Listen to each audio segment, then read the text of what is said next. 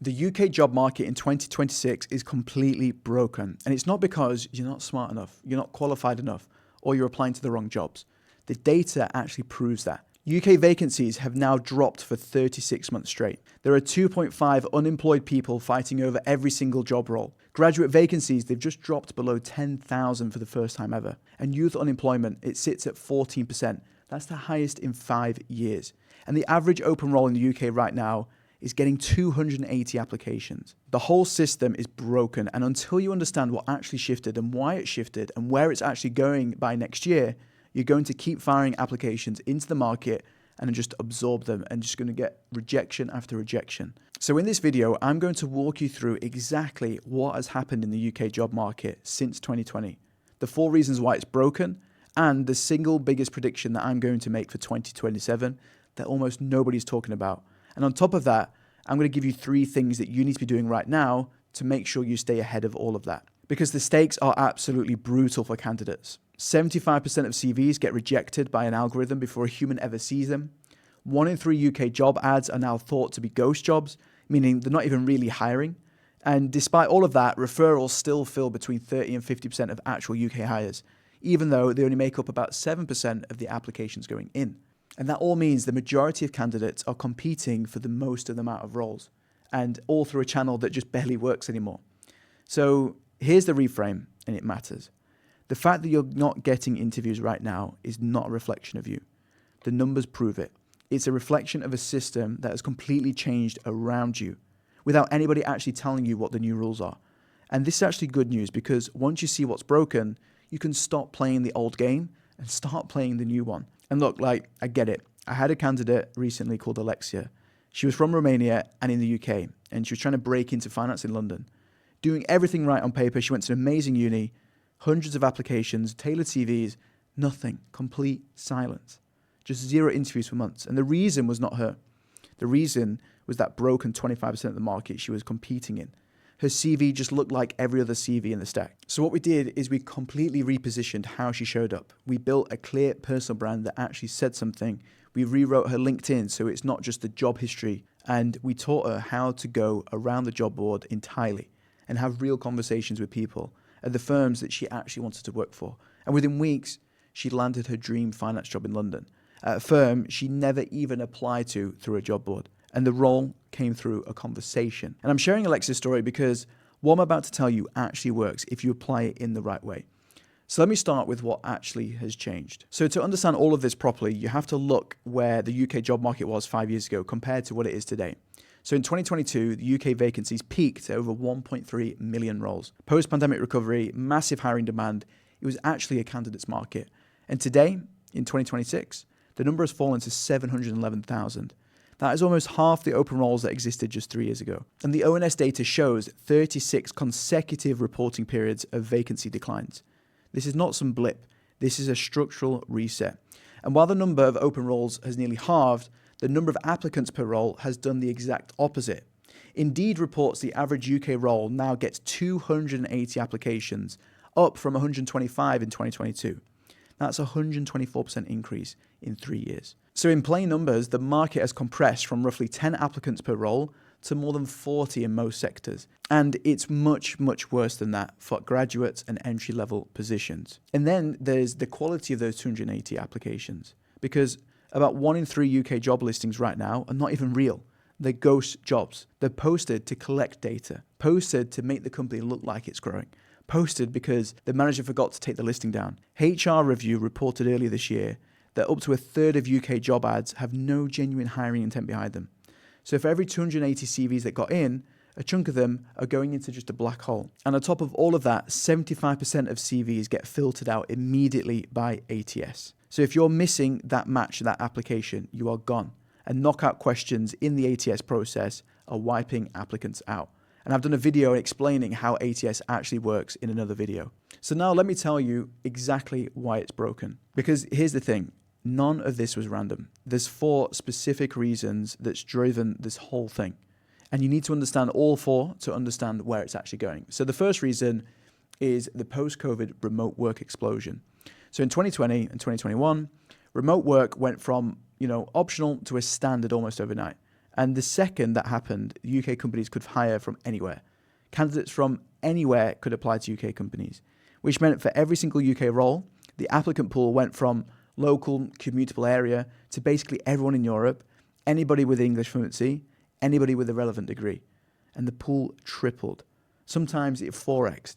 And that is what started the flood. Now, reason number 2 is the AI tools explosion. ChatGPT launched in November 2022 publicly, and by 2024, basically every candidate on earth was using it to write their CV, tailor their cover letter, and prep for interviews.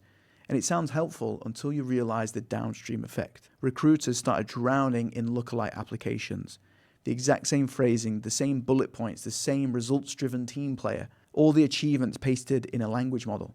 So the signal completely collapsed. Employers responded the only way they could, which was to use AI right back, just to filter through the flood, which is how you end up with that 75% of CVs being rejected by ATS. Now, the third reason is the auto-apply wave. So not only candidates are using AI to write applications, they're now using AI to send applications. Tools like Lazy Apply, Loop CV, AI Apply. One candidate can now send thousands of applications in a single week without even looking at the roles. If you multiply that by millions of job seekers, then the volume per role has gone absolutely vertical, which is a massive part of why a single UK role now pulls 280 CVs on average. It's not 280 real interested people.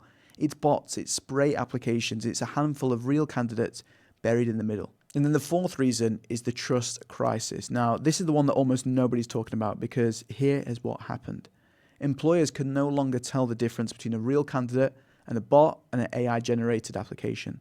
They can't trust the CV because it was written by ChatGPT. They can't trust the cover letter because it was generated by AI. They can't trust the enthusiasm because 900 applications came from an auto-apply tool. So the whole signal of this person really wants this job has completely collapsed. And when trust collapses, employers retreat to what they know. Referrals, internal moves, warm introductions, people they already work with. Which is exactly why, even in a job market with 2.5 unemployed people per vacancy, between 30 and 50% of the hires are still being filled through referrals. And that's a massive number, despite referrals only making up about 7% of the applications going in. So the numbers just don't add up unless you understand the trust crisis. So those are the 4 main reasons. You've got the remote work, the AI tools, the auto-apply, and the trust collapse. Now let me tell you exactly where it's all going. And look, I'm going to keep this simple because it really is only one big prediction that actually matters. By 2027, personal brand becomes the new hiring. Full stop. It's as simple as that. Because here's the logic. Every CV looks identical because AI wrote them. Every application sounds the same because ChatGPT generated them.